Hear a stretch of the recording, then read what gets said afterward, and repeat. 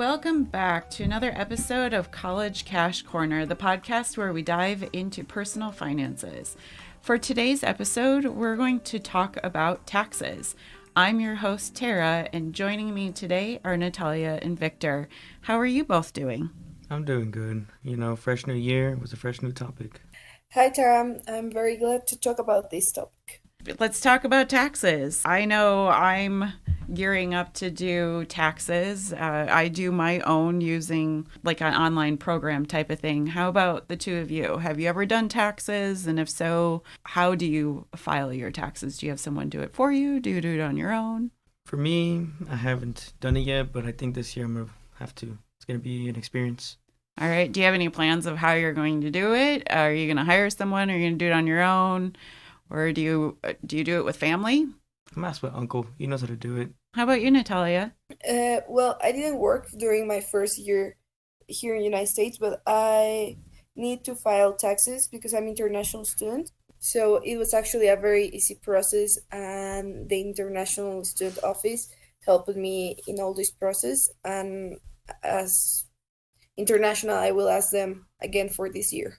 And something for everyone out there, students and non-students, if we have any non-students listening, VITA, that stands for Volunteer Income Tax Assistance, offers free help to students and non-students to do their taxes if your income is less than $60,000 for the year. That's a great service. If you are unsure of how to do it on your own or don't have the money or any other means to pay someone to do it. We're going to go over today about just kind of understanding the basics about taxes. There are some examples of your basic examples of taxes. We have income tax, payroll tax, sales tax, property tax, excise tax, and state and local taxes. So, Natalia, would you talk about the purpose of why we pay taxes in the first place?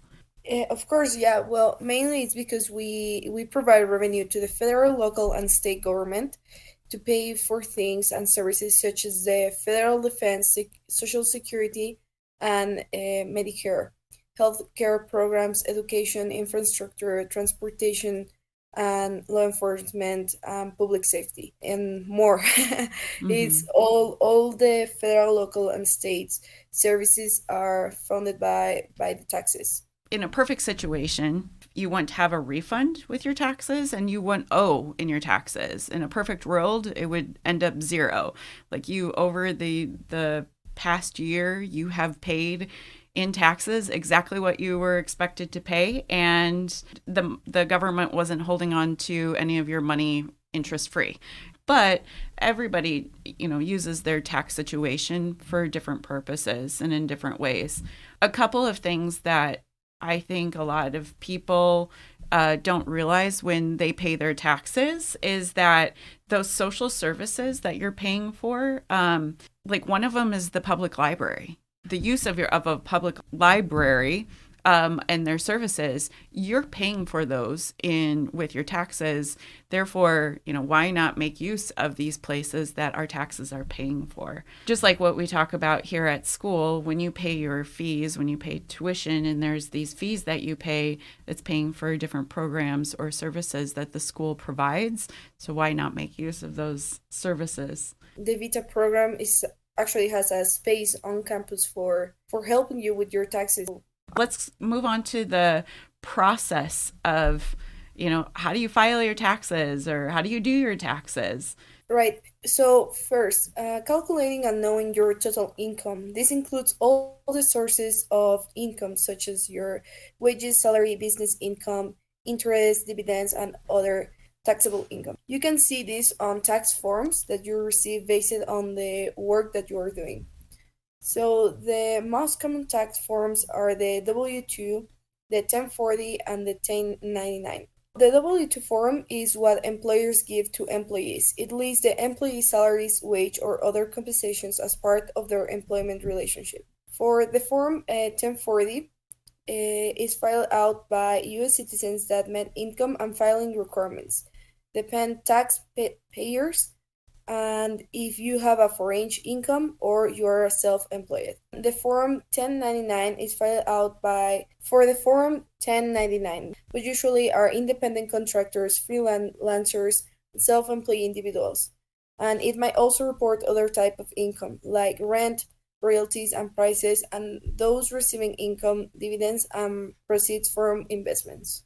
Okay, and then so that's step one is, getting all of those forms and realizing what your income is over that year. Then, Victor, what's the next step? Step 2, which you subtract the deductions. Deduct the standard deduction or itemized deductions. If you choose to itemize from your total income, this reduces your taxable income. So the two most common deductions are standard and itemized deductions. So what's the difference between them? Well, standard deduction lowers your taxable income by one fixed amount that the IRS lets you deduct from your taxable income. And the other hand, which is itemized deductions, are made up of a list of eligible expenses that you could subtract from adjusted gross income. You could claim whichever lowers your tax bill the most. It depends on your situation and which one's lower in your case. So your standard deduction varies according to your filing status. Secondly, you may want to know what the standard deductions amounts for the 2023 tax year are. For those that are questioning like why 2023 and not 2024 is because when you file taxes, you do the previous year and not the current year. They are single/married filing separately, which equals $13,850. Joint filers, which equals $27,700. Head of the household, $20,800. So tax planning and strategies. So way to legally minimize your tax liability is to increase retirement contributions like IRA and 401ks, profiting from losses, and donating to charities. Once you are working in a place that may have a 401k or a 403b or a 457, those are great ways to reduce your recognized income. Not only does it reduce your taxes now, but it helps your situation for saving for retirement in the future. After the deductions are off of your recognized income, then your tax brackets are realized. When I was in college, I would hear about all of these high earning people, $500,000 or more per year, and that they were in the highest tax bracket. And I thought, if the highest tax bracket was 25%, that meant that they were going to pay whatever 25% was of $500,000. What I didn't realize is you kind of move through these brackets. So the current tax brackets rates are at the low end is 10%, and then at the high end is 37%. If you are one of those lucky few to earn enough money to put you in a 37% bracket, that doesn't mean you're paying 37% of that total income. It means that just the top part of your income will be taxed at 37%. Again, how you file your taxes will determine your ranges for each bracket. There are 5 filing statuses.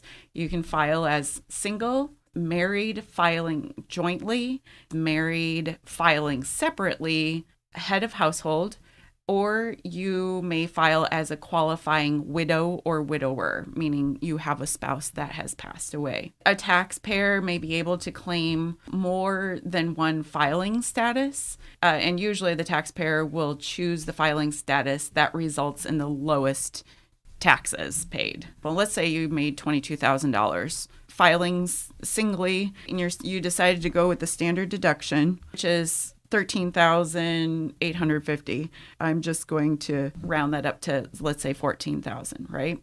So now what you have left is $8,000 to pay taxes on. You are in the $0 to $11,000 range, and that means you're going to pay 10% on that $8,000, which is $800. So what you owe to the government is $800 for the year. You've been paying taxes every time you got a paycheck. You've been paying taxes all along. When you file these taxes, what's going to be looked at is if you over that year have paid more than $800 in taxes, whatever the difference is, whatever you've overpaid, that's now going to be a refund. So let's say over the year you've paid $1,000 in taxes. Well, that's a difference of $200. That means you're going to get a refund from the government of $200 because the government took $200 too much from your paychecks. Does that make sense? Yes, that if you haven't paid more, they will give you money back, and if you haven't paid enough, they will ask you for the contributions that you're missing. That's exactly it. That's what the whole filing taxes is all about. At tax time is when it's all ironed out. You discover, have I been paying enough taxes all along or have I not? And now there is a fourth step. So step 4, you can reduce your tax bill further by applying any tax credits for which you qualify for. Some of these common tax credits could be like children tax credit, which is a tax break for families with children below the age of 17, or earned income credit, which is for low and moderate income workers as long as their income is below a certain level. Foreign tax credit is for those who have income that may be taxed from both U.S. and a foreign country.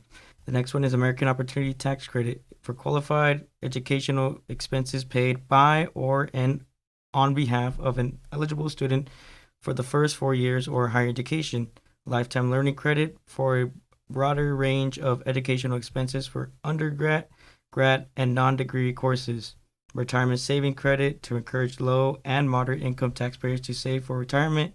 The federal government offers a retirement contribution saving credit that provides a credit worth a percentage of your total retirement savings, up to $1,000 for single filers and $2,000 for joint filers. And the last one is Homeowner Tax Credit. For those who were residents of Arizona, the entire year paid property taxes or rent on a main home in Arizona during the tax year. After applying deductions and credits, then you will know if you are getting a refund or owing money or neither. The date to file your taxes is on April 15, and there's an option to file for an extension. But either if you are filing for an extension or if you are just filing your taxes, you need to do it before April 15.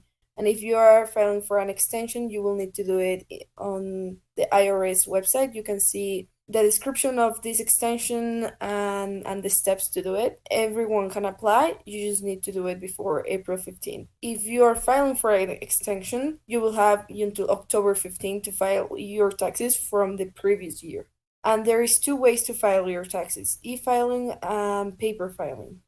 So during e-filing or electronic filing is the process of submitting your tax returns over the internet.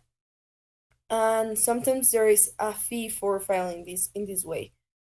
By filing with the paper, you're sending your taxes return via mail, and you have to purchase the envelope and send to the correct address and the form. So that's the process of filing taxes.